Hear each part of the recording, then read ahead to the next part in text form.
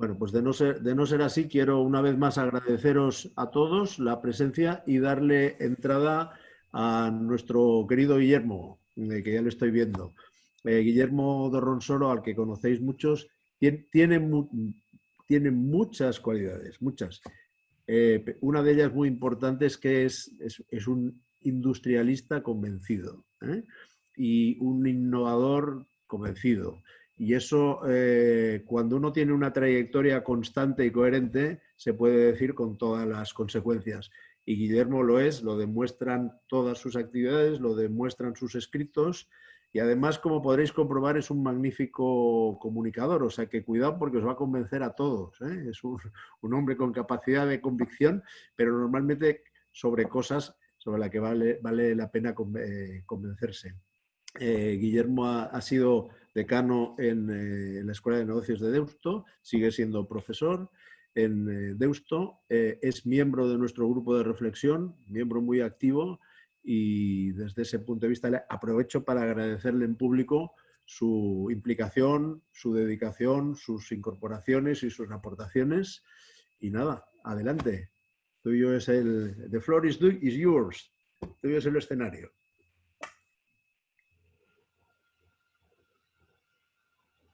Muchísimas gracias, Pedro, por tus palabras tan amables, como siempre. La verdad es que sois unos héroes los que estáis todavía aquí aguantando esta sesión de clausura.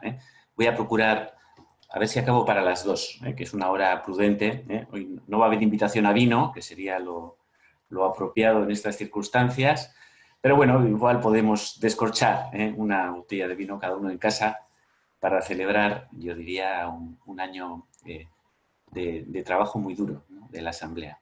Me pidió Pedro que hablara con vosotros en este cierre del papel de las asociaciones en el siglo XXI. Como os decía, es una cuestión interesante el tratar de entender el papel de las asociaciones en este momento de la historia.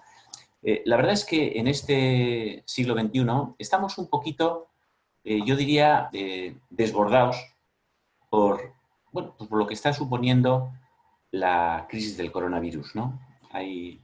Ya ha comentado Pedro al comienzo de la asamblea, estamos todos experimentando el fallecimiento de personas próximas, de personas queridas.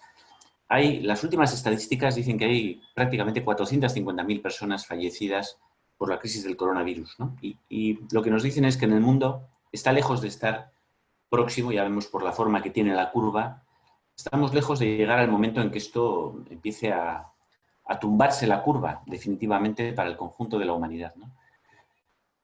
Esto es como cuando nos deslumbran unos focos en la carretera, ¿eh? La verdad es que nos quedamos un poquito, estamos todos un poquito aplastados por esto. Si cogemos un poquito de perspectiva histórica, pues la verdad es que, en fin, las pandemias han acompañado a la humanidad desde el principio de la historia. Simplemente aquí, desde el año 0, aparecen recogidos en un gráfico que, bueno, habrá que ver la exactitud de estos datos, ya vemos lo difícil que es contar fallecimientos, pero bueno, a grandes rasgos, ahí veis, por ejemplo, las dos primeras pestes en el Imperio Romano, la de Antonina y la Justiniana, el tremendo impacto de la peste negra en número de fallecimientos, que llegó a 200 millones de muertos, ¿no?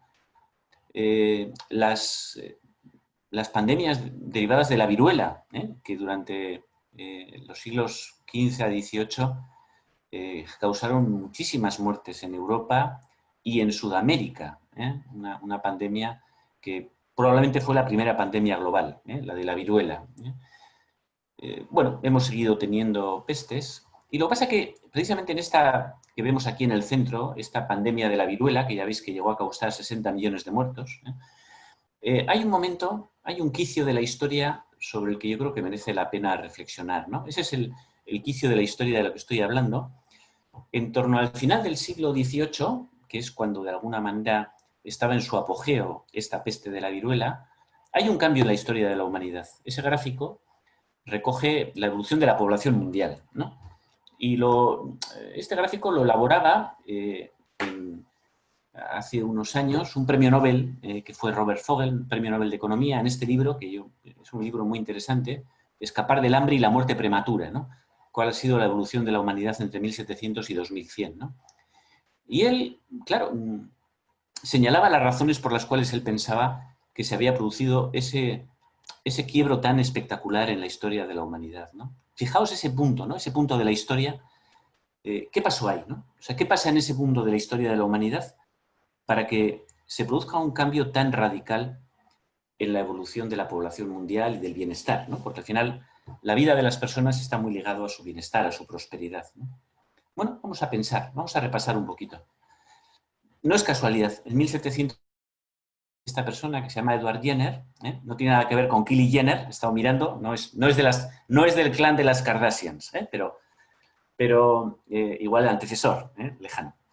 Pues Edward Jenner es la persona que de alguna manera introduce en Europa la vacuna contra la viruela, una práctica que se venía utilizando en China desde el siglo X, algo que había sido experimentado primero en América Latina por algunos misioneros y que él de alguna manera investiga, profundiza y llega al convencimiento de que para luchar contra este tipo de pandemias la solución eficaz era una vacuna. La palabra vacuna, viene del nombre del virus de la viruela, que es viruela vacinae o no sé cómo se llama. 1776. El mismo año 1776 hay algo que también cambia el curso de la historia, y es que Adam Smith, el ingeniero escocés, publica una patente por la cual mejora de una manera importante la eficacia del ciclo de la turbina de vapor, ¿no? Algo que desata la llegada de la revolución industrial. 1776 es el mismo año en el que Adam Smith escribe La riqueza de las naciones. El modelo económico, Adam Smith lo que hace es consolida un montón de teorías que van llegando y él al final, en este libro La riqueza de las naciones, condensa y propone, como sabéis, que sea el capital y la libertad de los mercados la fuerza que guíe la economía, básicamente. El capital y un mercado en el que dejemos la mano invisible del mercado, de la que habla Adam Smith. 1776. El mismo año que Estados Unidos se independiza de Inglaterra. La geopolítica también es importante para entender los momentos de la historia.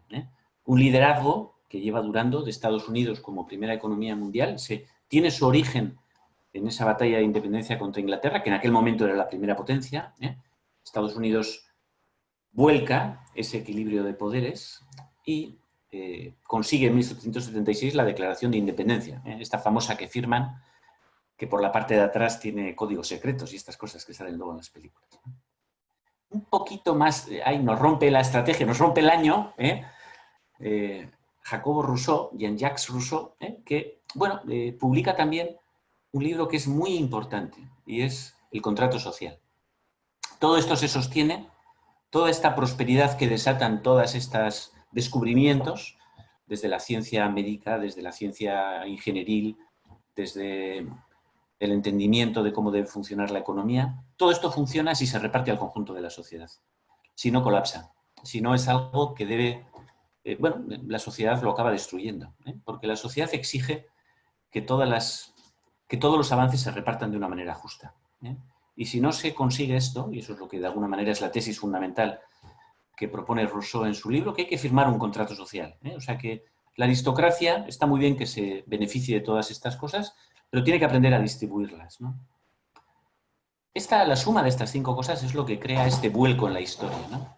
Es un vuelco en la historia, esta mezcla de medicina, tecnología, economía, geopolítica y desde luego contrato social.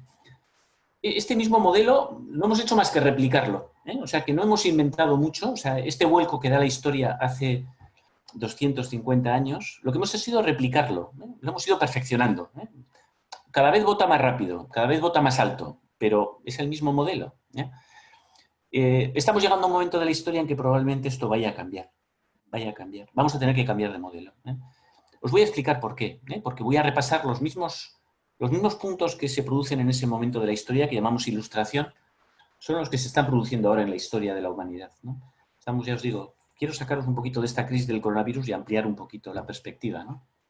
O sea que vamos a repasar rápidamente, porque quiero acabar a las 2 y me quedan 10 minutos, o sea que es un reto. ¿Cuál es la situación, de la demografía, de la tecnología, de todas estas tomas que han sido fundamentales en la historia de la humanidad, en estos puntos de vuelco de la historia, ¿no? cómo están ahora, ¿no? Ya lo sabéis. Sabéis que en el ámbito de la demografía estamos en un momento muy singular. 1965 es el año en el que nazco yo, es un año muy importante para la historia de la humanidad. Bueno, pues a partir de ese momento, mirad qué desastre se produce en términos demográficos. Yo creo que hay algo hice mal yo que no... Ya sabéis que estamos aproximándonos en la humanidad a las 2 personas nacidas por mujer, que es lo que de alguna manera mantiene la tasa de la población, ¿no? Y vamos a alcanzarlo en lo que queda de este siglo XXI. Y bueno, ya sabemos que es así porque ha ido por barrios. Primero empezó Europa, luego se sumó las 2 Américas, la del norte y la del sur. Luego Asia ha sido la que ha llegado ahora, a finales de este siglo XX y principios del siglo XXI. Y África es la que se está incorporando y todavía tiene ritmos de natalidad alto. Pero lo que ya sabemos es que todo esto va a converger y vamos a estar en ese momento en el que la humanidad detendrá su crecimiento. Este gráfico que veíamos, que dibujaba para explicar la tremenda prosperidad que había tenido la sociedad, bueno, pues se va a detener. Ya sabemos que a finales de este siglo, en torno a 2080, 2090, va a ser el momento en que haya más personas vivas sobre la faz de la Tierra, porque no están naciendo más personas, ¿no? El crecimiento va a ser sobre todo por el auge de África. África sigue siendo una potencia demográfica. Fijaos cómo vuelca hasta el año 2100 el peso de África en la demografía mundial. Asia es la columna roja de la derecha, pero África, fijaos, que va a llegar a superar a finales de este siglo en potencia demográfica a Asia, mientras que Europa va menguando. Ya veis que somos el 12% de la población mundial y acabaremos siendo el 6%. Eso es un aviso de lo que nos viene en términos de representatividad de lo que va a ser la economía mundial, ¿no?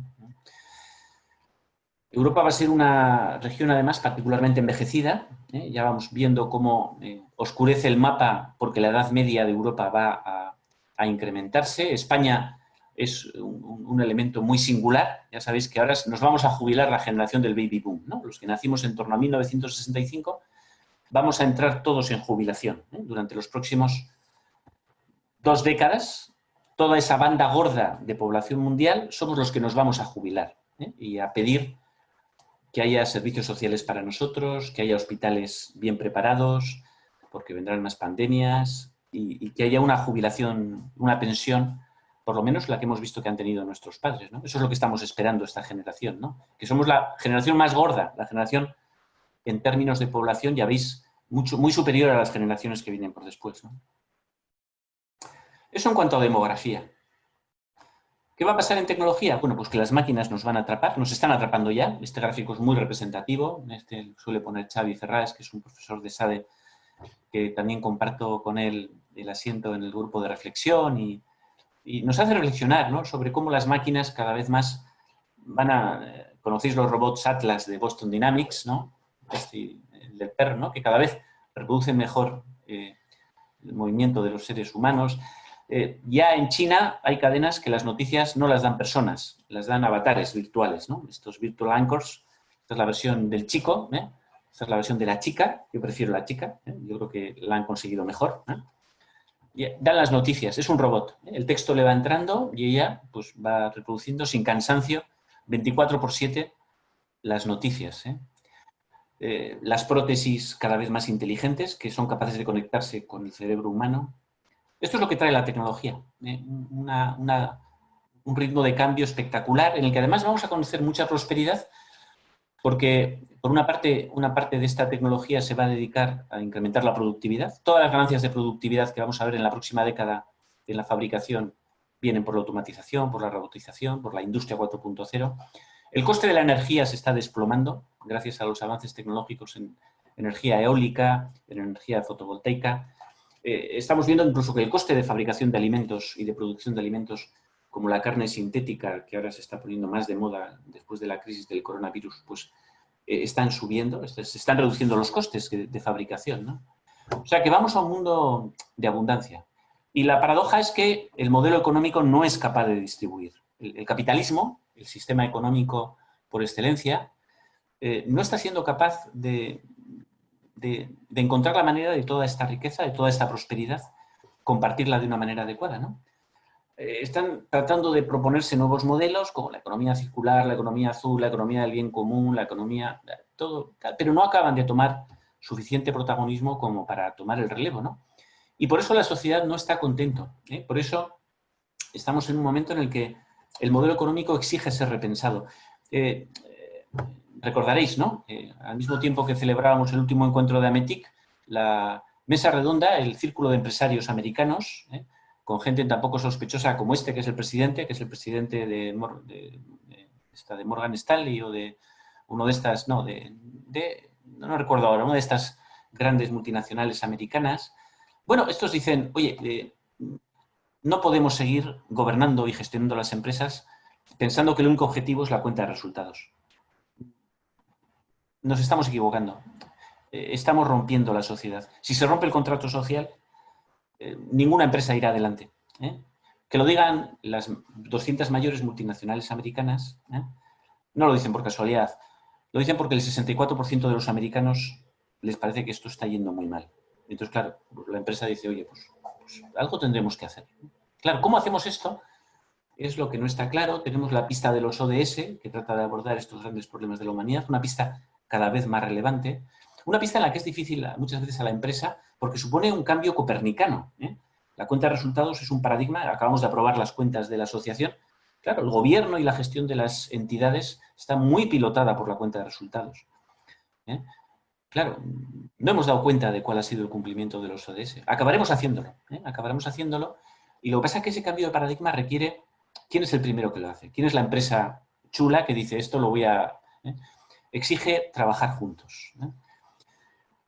En el mundo de la geoestrategia, la situación ya sabéis que está muy complicada, se está elevando la tensión, estamos ante lo llaman la trampa de Tucídides, es siempre que hay un relevo en la cabeza de la humanidad. Lo hubo cuando fue el relevo de Estados Unidos por Inglaterra, lo hay ahora que se está produciendo un relevo de China por Estados Unidos. Y ese relevo, además, está dando una situación de tremendo endeudamiento. Este es el marco de endeudamiento que había en 2007, antes de la crisis de Lehman Brothers. Esta es la situación de endeudamiento que había antes del COVID. Ya sabéis que el COVID va a generar un incremento de la deuda de todos los gobiernos de un entorno de un 10 a un 20%. En España estamos calculando que vamos a pasar a tener, este martes estaba con Emilio Ontiveros en un webinar, y él decía, pues vamos a pasar probablemente a estar en el 116, 117% del PIB de España endeudados.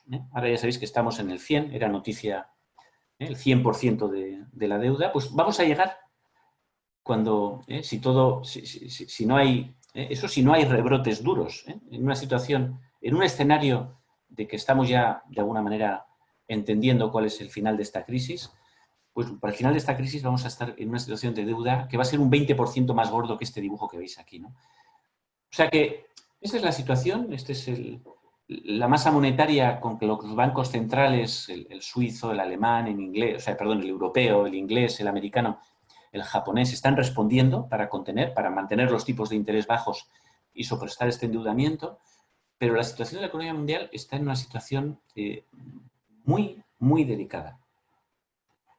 Lo más delicado de todo esto es el contrato social. Porque si no somos capaces de encontrarlo, y esta es la curva del elefante, donde se ve que el 90% de las clases medias de Estados Unidos de América están en este momento viendo cómo pierden poder adquisitivo, ¿no? Y estos son los que estamos quejosos de la forma en la que está funcionando todo. Decimos, oye, esto no... La crisis del coronavirus no va a hacer más que acelerar este descontento, ¿no? O sea, estas manifestaciones que vemos, esta es la manifestación de los pensionistas, por ejemplo, en Bilbao, esta es la manifestación de los que piden más igualdad, esta es la manifestación de los que piden más respeto por el medio ambiente. La sociedad no está contenta con cómo funciona, cuál es el contrato social actual, quiere cambiarlo, quiere cambiarlo. O sea que vamos a asistir a un momento de cambio como fue la Ilustración. Vamos a asistir a un momento de innovación. ¿Qué pueden hacer las asociaciones en este momento? ¿Cuál es el papel fundamental? Con esto acabo, y acabo rápido. Yo creo que la gran respuesta es la innovación. Igual que en el siglo XVIII lo llamamos Ilustración, ahora ha llegado el momento de la ola de innovación. Eso está claro. La innovación no es una cosa, no es una moda pasajera. Es algo que va a inundar este siglo. Es como llamarán, cuando estemos en el siglo 30, pues hablarán del siglo XXI como el siglo de la innovación, ¿no? Y las grandes referencias en lo que es innovación están madurando ya. Tenemos el manual de Oslo, que ya empieza a ser un documento que explica muy bien cómo funciona la innovación. Y lo que explica el manual de Oslo es que la innovación es sobre todo ecosistema, ¿eh? Donde se reducen las grandes innovaciones, los grandes proyectos transformadores, de los que con tanto acierto está hablando Ametic, no es en una empresa, no es en un gobierno, es en un ecosistema que se transforma junto, ¿eh? Esta es quizá la gran enseñanza que está en este momento inundando con esa gran economista que tenemos de referencia, que es Mariana Mazzucato, que está hablando con mucha y está liderando un poquito en estos momentos el pensamiento mundial sobre estas cuestiones, ¿no? El que hay que hacer está claro, hay que trabajar juntos, hay que trabajar en ecosistema, hay que trabajar como nos está planteando Ametic trabajar, ¿no? Y en esto hay un gran consenso de todos los grandes líderes del pensamiento económico mundial, ¿no? Todos los grandes líderes de la innovación comparten esta idea de que innovación es ecosistema, es trabajar las empresas con los centros tecnológicos, con las universidades, con el gobierno, las empresas entre sí, las grandes empresas con las pequeñas empresas. Eso es lo que acelera los sistemas de innovación.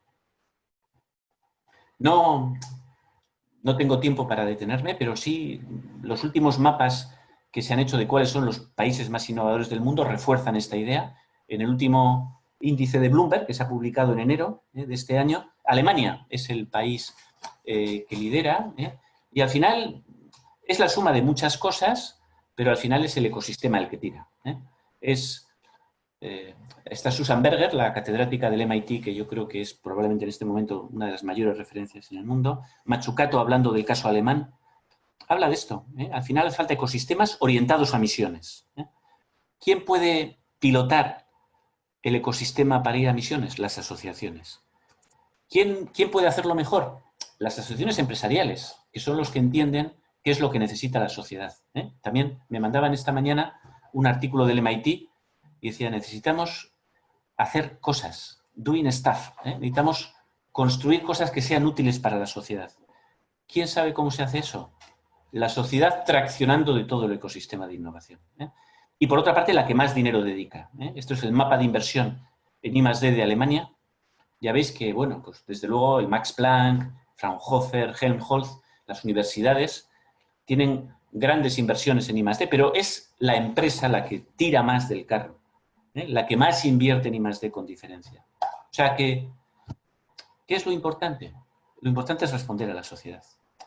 No podemos olvidar el gran avance que se produce en el siglo XVIII es el contrato social. Por supuesto, todos los demás, la medicina y la tecnología y los equilibrios geoestratégicos, todo eso es importante y hay que vigilarlo. Pero el gran fiel de la balanza es el contrato social. Aquí, Antón Costa, que es otro de los miembros de este grupo de reflexión que tiene Ametic, nos recuerda, tiene un libro precioso que habla de esto, ¿no? De la necesidad de firmar un nuevo contrato social. Él habla de España, pero se podría hablar de Europa y del mundo.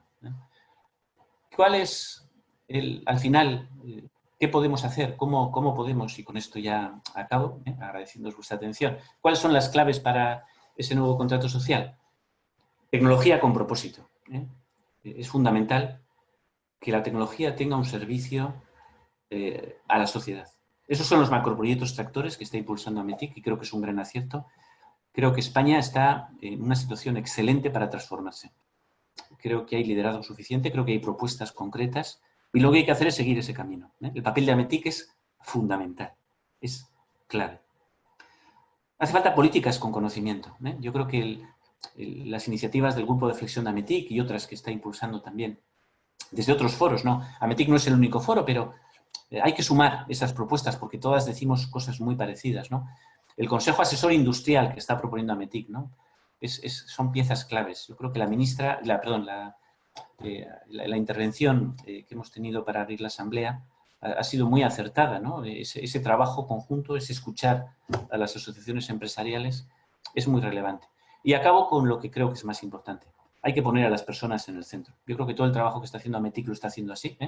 Cuando repasamos todas esas tareas que nos han muy rápidamente contado Pedro y Francisco, que no les hemos dejado casi tiempo para contar, pero que al final son el día de Ametic, ponen las personas en el centro. La formación, el consumidor digital, todo lo que tiene que ver con la innovación. Yo os animo a seguir en esa tarea, os agradezco mucho esta ocasión de cerrar la asamblea y me despido de vosotros con un abrazo enorme y mis felicitaciones por el trabajo.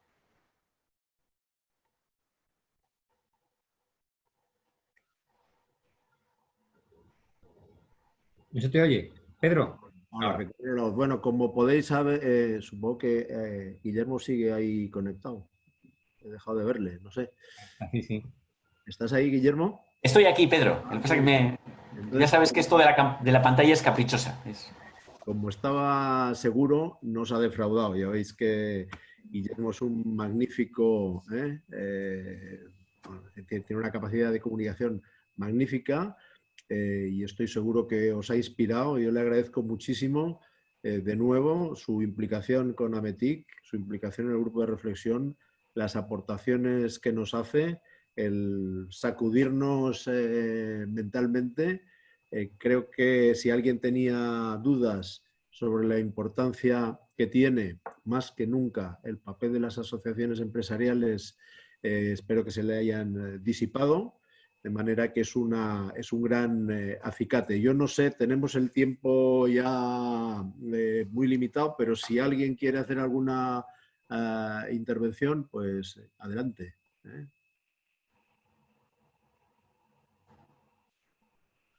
¿Nadie? Hay que descorchar el vino y brindar, cada uno en su casa. Los has dejado absolutamente, no sé si planchados o convencidos. Yo creo que las dos cosas, tan contundentes los argumentos. ¿Nadie se anima a hacer una intervención? Venga, como insistes, Pedro, y ya que he hablado de Edward Jenner, que es uno de los personajes históricos que más me gustan, simplemente hacerte dos matizaciones, Guillermo. Una, que estoy intentando contactar contigo por Twitter y el nombre que aparece aquí no coincide. Simplemente que lo sepas. Y segundo, una matización. Edward Jenner utilizó el antígeno de las ubres de las vacas para hacer la vacuna de la viruela. Años después fue Pasteur el que habló de vacunación por las vacas. O sea, la palabra vacuna viene simplemente de las vacas, porque la vacuna de la viruela se hizo con las pústulas de las ubres de las vacas. Entonces, no hace falta complicarse mucho con lo del nombre, simplemente que vacuna viene de vaca. Muchísimas gracias, Carlos. Me ha encantado tu intervención, Guillermo. En la siguiente charla lo matizaré mejor. Perfecto. Una pregunta para Guillermo. Me ha encantado lo que nos ha contado, yo soy partidario de eso, creo que va por ahí los temas, pero ¿estamos preparadas las personas con las culturas actuales para hacer estos cambios o nos va a costar mucho? Yo tengo confianza en la humanidad y no porque necesite tener imaginación, sino porque tengo memoria. La humanidad ha liderado al final, la sociedad es la que ha hecho los cambios. Ha necesitado siempre liderazgos.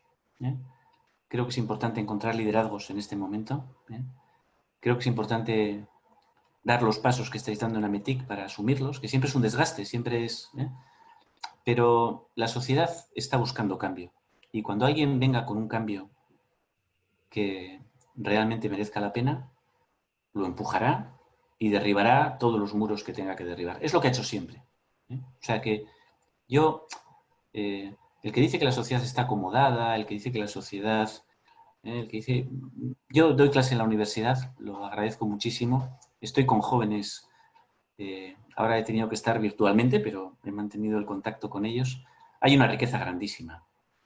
Hay una necesidad de cambiar las cosas. Hay una búsqueda de toda la sociedad de un nuevo contrato social. Y va a llegar. Y va a llegar. Aunque sea una incertidumbre, los jóvenes que yo pienso que están viviendo bastante bien en general, no tienen miedo a ese posible futuro con incertidumbre. Tenemos mucho más miedo nosotros, Rogelio, los viejos. Los jóvenes se han encontrado este mundo y lo viven. No tienen nada que perder, ¿crees, no? Claro. Bueno, dicen, oye, esto es así, pues aquí tendremos que... de aquí hay que empezar, ¿no? Más problema tenemos nosotros, que venimos de un mundo que ha funcionado con otras reglas y nos ha ido bien. Y entonces tendemos a alargarlas. Decimos, bueno, oye, vamos a poner un parche, vamos a... los jóvenes no necesitan, porque dicen, bueno, o hagamos reglas nuevas, ¿no? Y yo creo que por ahí van los tiros, ¿no? Es que, como tú y hay sabes, que, estos grandes proyectos de tractores, hay que dar oportunidades a los jóvenes que van a ser los que los van a llenar de contenido. los mayores, Guillermo, siempre tendemos a ser un poco conservadores, ¿no? Entonces es normal. Y muchas gracias, Guillermo, muchas gracias. Tengo una muestra clara del interés despertado por Guillermo es que seguimos aquí conectados 73, los que hemos empezado. Es una cosa. Eso es de vuestra educación. A estas horas. ¿Alguna intervención más que queráis aprovechar? Ezequiel. Oye, Guillermo, enhorabuena, me ha gustado mucho tu presentación. A mí me gustaría proponer, porque hay trozos muy suculentos de tu presentación y que son nuevos, que has aportado nuevas a otras cosas que evidentemente no va a cambiar tu pensamiento en 2 días. Me gustaría que pudiéramos hacer un corte y pudiéramos divulgarlo fuera de la parroquia, porque siempre digo que aquí estamos 73, que ya estamos convencidos, estamos encantados, pero yo creo que hay miles fuera de la parroquia, que tu mensaje nos ayudará porque como eres un buen predicador, atrae a más fieles a esta secta. ¿Vale? Yo voy a contar este rollo, suelo decir, cuando me llaman asociaciones de vecinos. Oye, somos el portal del Dote Izquierdo. ¿Puedes venir a contarnos esto? Digo, voy. Somos el asilo de tal. Pues voy. He ido a asilos a contar esto de la innovación. O sea que me parecerá... Yo colaboraré con todas las iniciativas que... Pues si nos autorizas, Guillermo, ya hablaremos y lo comunicaremos. Por supuesto. Bien.